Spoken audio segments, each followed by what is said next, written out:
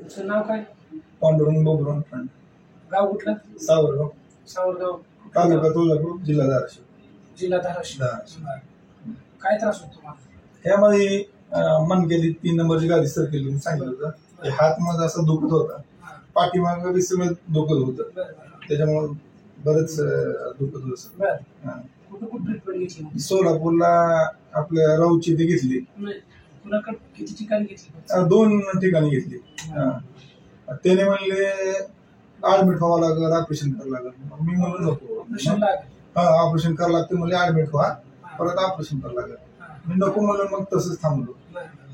तुमचं आपलं व्हॉट्सअपवर मी आपलं बघत बसल्यावर तुमचं दिसलं मला फेसबुकवर, म्हणून मी किती दिवस घेतली ट्रीटमेंट?